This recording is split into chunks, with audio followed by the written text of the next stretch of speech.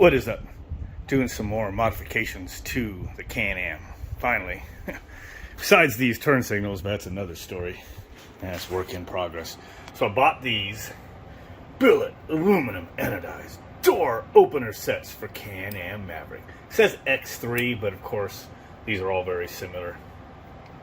So pretty cheap, 27 bucks.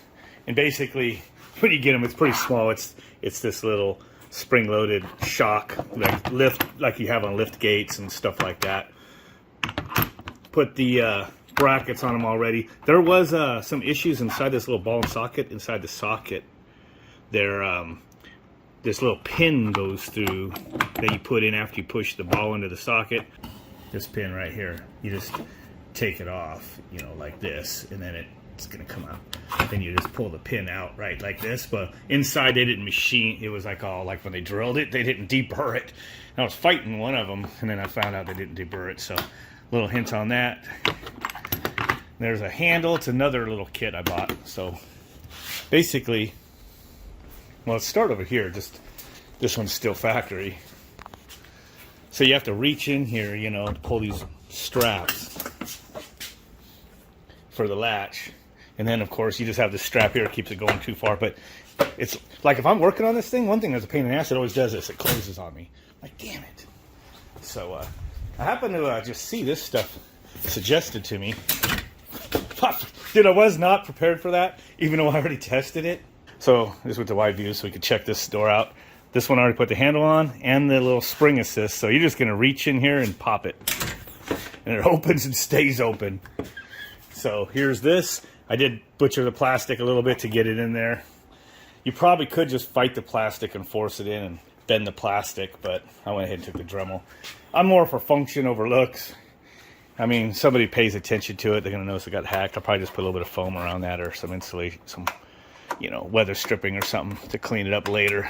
Just trying to get it on for now. But you do have to take that piece of plastic off and leave it off because this, the red handle just pulls this. But when you put this handle on, it's going to go right where this screw hole is. So you're screwed. But man, that thing's like butter now. And I'm going to try not to slam it because I did see in the comments people have said they've broken those. But I think they broke it when they were putting it together. But so if you're standing here, and I imagine it's going to soften up. But I mean, it really opens into you when it opens. So you stand here. So it does seem to only go... It only seems to accelerate so much because this has probably got a piston in it besides the spring. So at least it accelerates, but it kind of dampens a little bit. And then I still have the strap on there. So it's kind of catching on the strap, I believe. But when I put this on here, I mean, I must have put it on right because it's just this line. I mean, it had no tension on it. I didn't have to push in the spring or nothing. It was like just perfect right here to screw this back in. So with that, let's do the other side. So you always have to reach in, blindly grab that. I did already loosen this screw, so we're just going to pull this screw out. I'm going to take this bracket off. Spare parts now. I do have a spare parts box for Can-Am. There's a screw. You never know you're going to need that. Here's that. So I'm putting more and more pieces into that.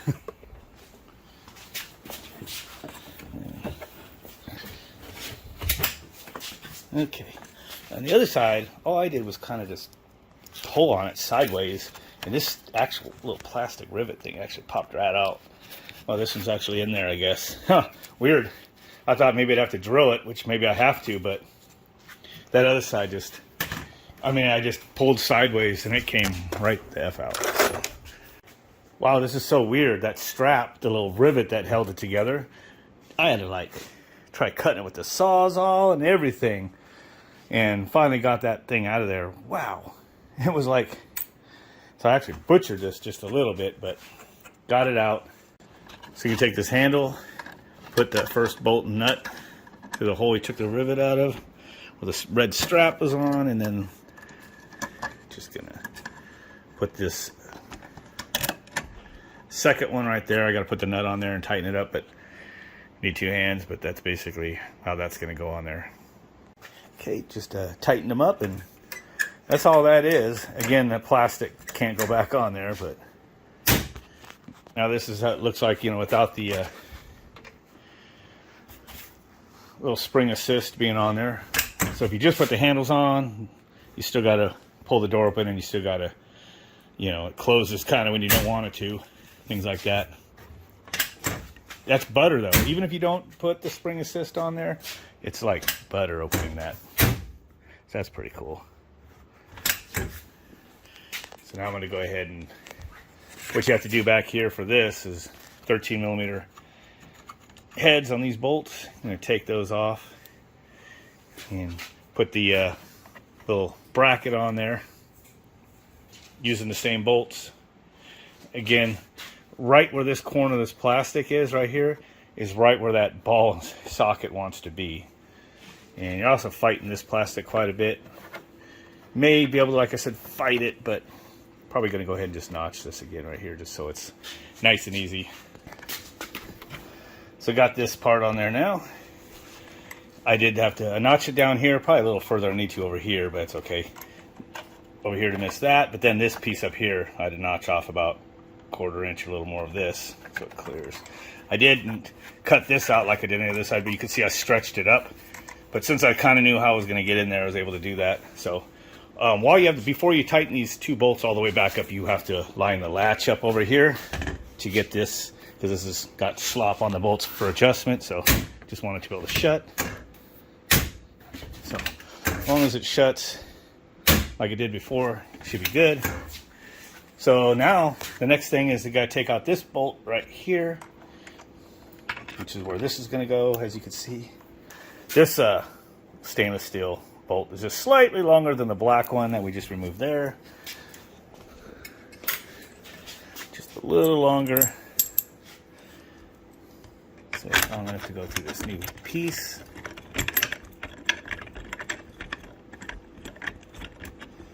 And I'm going to go take my drill, putting this right here. I'm going to drill a hole right there.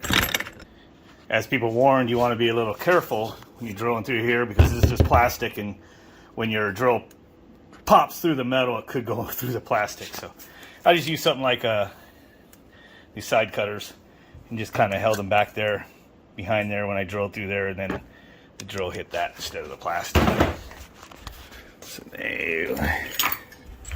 This should go through. It does. I need 2 hands, but basically we're just going to put this nut on there. Use the backup wrench, 10 millimeter on this one. And I'm going to tighten it all up. Okay. Now that that's all tightened up, got this bracket. This is this left hanging here. See, that's really close. I'm just going to lean on the door just to stretch that strap just a little bit. And look at that. That's perfect. Because this had some burrs and was a little bit to fight, it is good to put these sockets into this ball here and then screw it on here. If you want to try putting this on here on these 2 balls when it's in here, you're going to fight it. That might be how somebody broke it. It's 13 millimeter. Go ahead and tighten this.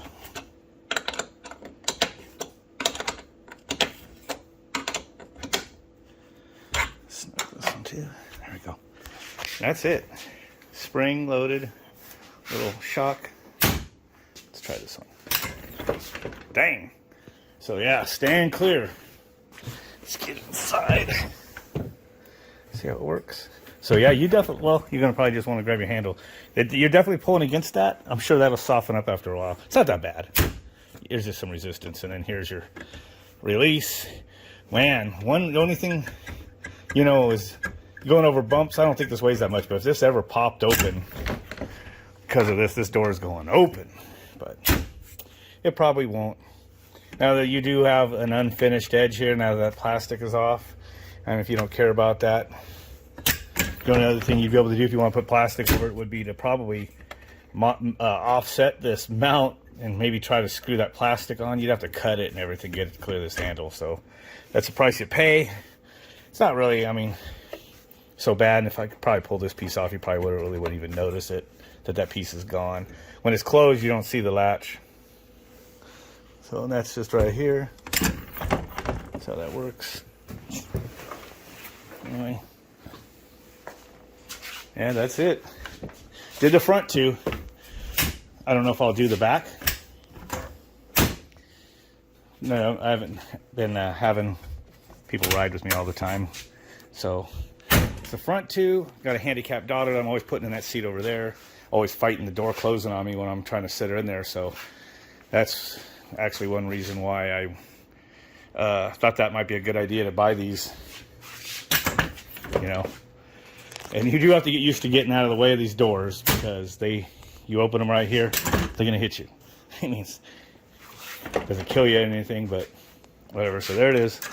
Handle and spring kit installed. And now, these mocking up these turn signal lamps onto my mirrors. I looked for a better place to put them on the front, but this is pretty narrow, so if you put the turn signals here and here, they're just not that much separation.